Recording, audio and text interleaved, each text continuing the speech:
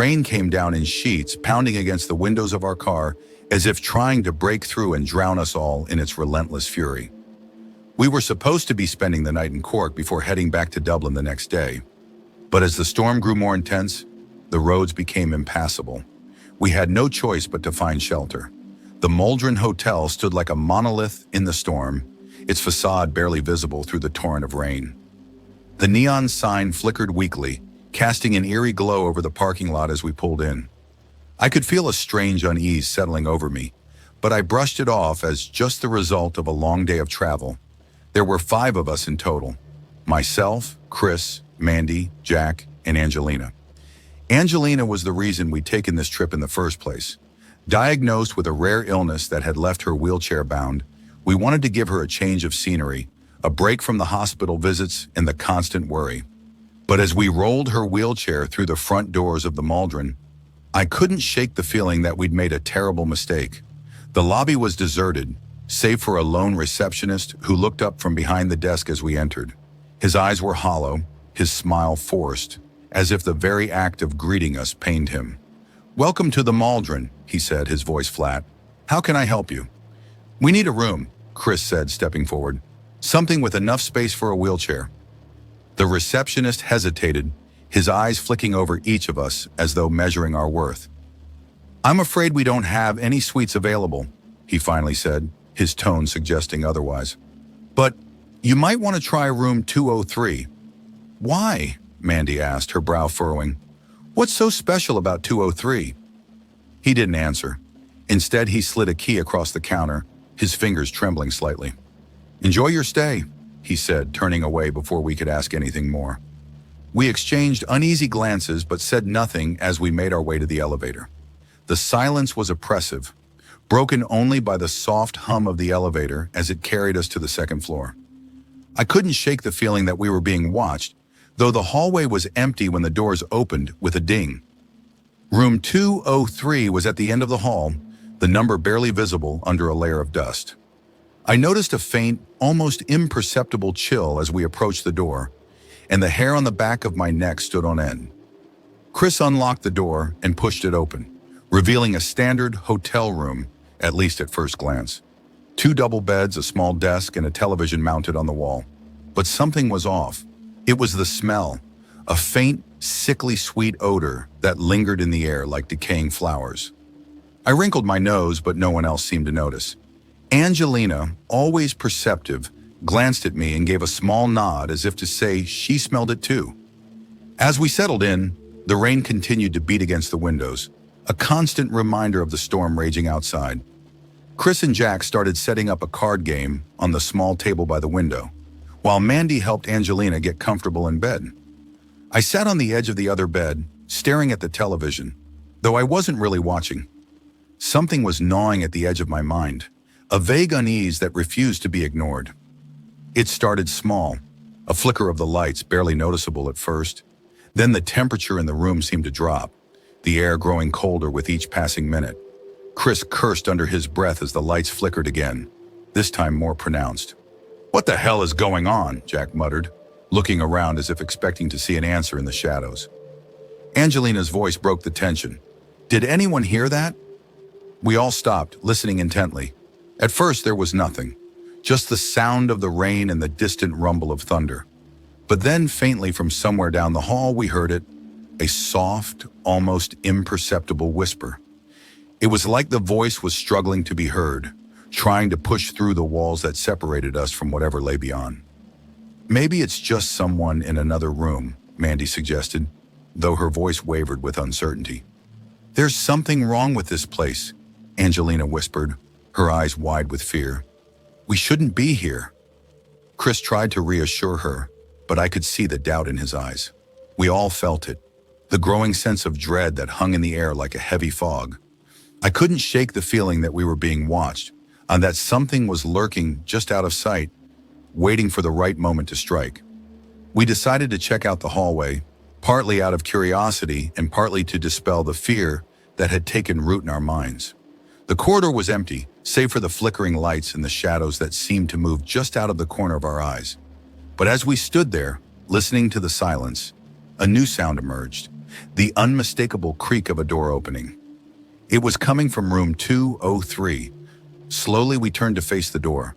It stood ajar, the darkness within seeming to pulse with a life of its own. My heart pounded in my chest as I approached, every instinct screaming at me to turn back. But I couldn't. Something was drawing me closer, pulling me toward whatever lay beyond that threshold. As I reached out to push the door open, a cold hand clamped down on my shoulder, and I spun around, expecting to see one of my friends. But there was no one there, just the empty hallway and the flickering lights. The door slammed shut with a deafening bang, and the lights went out. In the darkness, we heard a scream that chilled us to the bone. And then, just as suddenly as it had gone out, the light came back on. The door to room 203 was still closed, but the hallway was empty. Someone was missing. "Where's Bruce?" Mandy's voice trembled as she realized what we all had. The fifth member of our group had vanished without a trace, and we were next. The panic set in almost immediately. We rushed back into our room, slamming the door behind us as if that flimsy barrier could keep out whatever had taken Bruce. The storm outside was still raging, the wind howling like a banshee, but it was nothing compared to the terror clawing at our insides. Angelina was the first to speak, her voice trembling. "We need to get out of here, now!" She was right, but the fear had paralyzed us. Chris fumbled with his phone, trying to call the police, but there was no signal. "Damn it!" he cursed, throwing the phone onto the bed. "What the hell is happening here?" "We have to find Bruce," Mandy said, though her voice lacked conviction. Maybe he's just playing a prank." But deep down, we all knew Bruce wasn't the type to pull a prank like this, and the look in Mandy's eyes told me she didn't really believe what she was saying either. Jack moved to the window, peering out into the storm. "We can't leave in this weather. The roads are flooded. We're trapped." Trapped. The word hung in the air, suffocating us.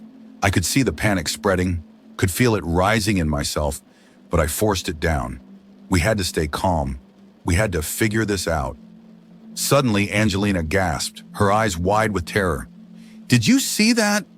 We all turned to look where she was pointing, toward the wall opposite the beds. The shadows were shifting, writhing like they were alive. And then, for just a moment, they coalesced into a shape, a figure, tall and gaunt, with hollow eyes that seemed to bore into us from the darkness. And just as quickly, it was gone. "I saw it too," Chris whispered, his face pale. "What the hell was that?" "It's her," Angelina said, her voice barely above a whisper. "It's Emma." "Who's Emma?" I asked, my heart pounding. Angelina's eyes filled with tears. "I read about her before we came here. Emma was a girl who died in this hotel 20 years ago. She was mistreated by some of the guests. They say her spirit never left." The room seemed to grow colder as she spoke, the air thickening with a malevolent presence. The lights flickered again, and we heard the soft creak of a door, this time from within our own room. Slowly, we turned to see the closet door swinging open, revealing nothing but darkness inside. "We have to get out of here," Chris said, his voice shaking. "We have to—" Before he could finish, the door to our room flew open, slamming against the wall with a force that shook the entire room. And there, standing in the doorway, was Bruce. But something was wrong. His eyes were vacant, his face twisted into a grotesque grin that didn't belong on a living person. He stepped forward, and we all instinctively backed away, fear gripping us like a vice. "Bruce!" Mandy's voice was barely audible, trembling with a mixture of hope and dread. But it wasn't Bruce who answered. It was a voice, soft, cold, and filled with malice. "You shouldn't have come here." And then, before we could react, Bruce lunged at Jack, his hands closing around his throat with unnatural strength. Jack's scream was cut off as he was lifted off the ground, his feet kicking helplessly in the air. We tried to pull Bruce off him, but it was like trying to move a statue, impossible. With a sickening crunch, Bruce twisted Jack's neck, and his body went limp. He dropped Jack's lifeless form to the floor, and then turned his dead, empty eyes toward us. We ran. Chris grabbed Angelina's wheelchair and pushed her toward the door.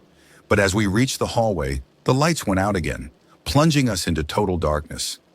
I could hear Mandy's panicked breathing, Chris's muttered curses, and the soft hum of the storm outside, but nothing else. We were alone in the dark until we weren't.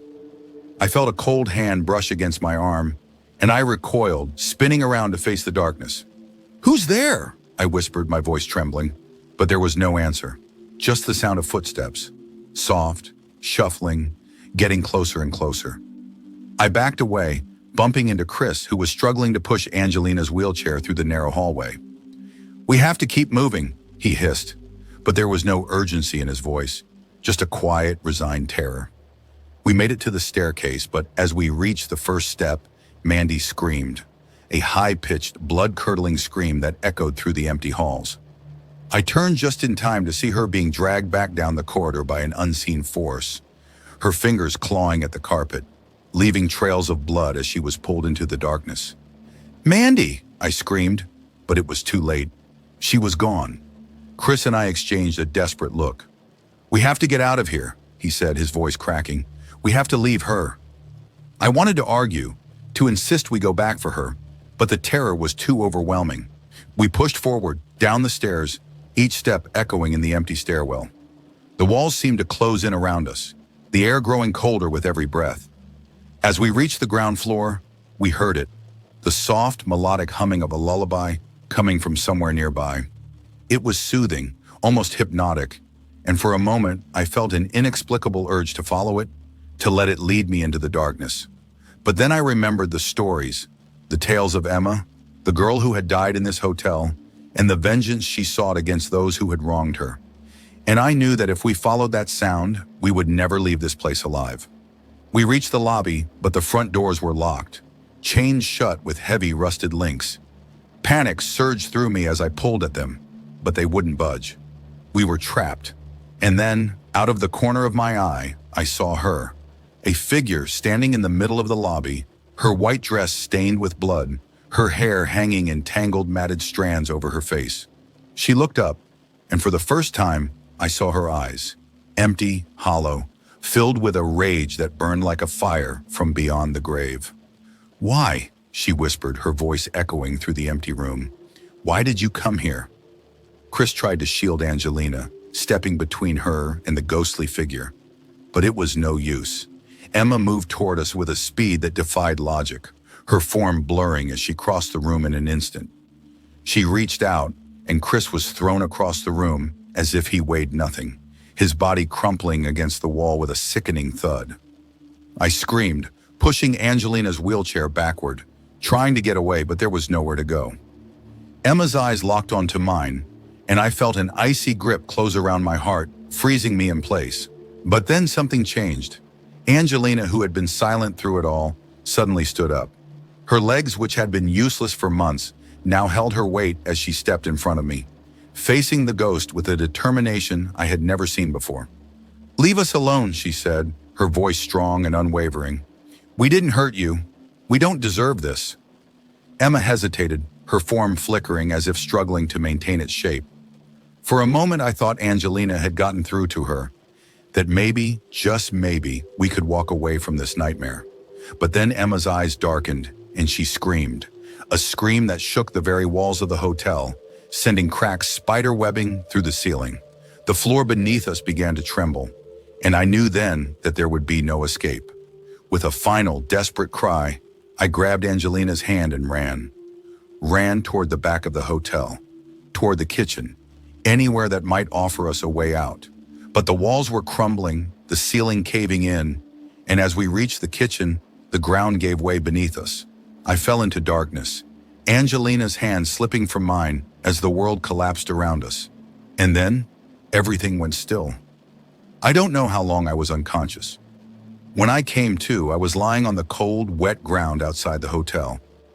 The storm had passed, the sky clear and filled with stars, but the hotel, the Maldron, was gone, reduced to a pile of rubble, as if it had never existed. I called out for my friends, but there was no answer. No sign of Chris, or Mandy, or Jack. And Angelina was gone too. I don't know how I survived, or why Emma spared me when she took the others. But as I stood there staring at the ruins of the hotel, I knew one thing for certain. I would never forget what happened at the Maldron Hotel. And neither will you.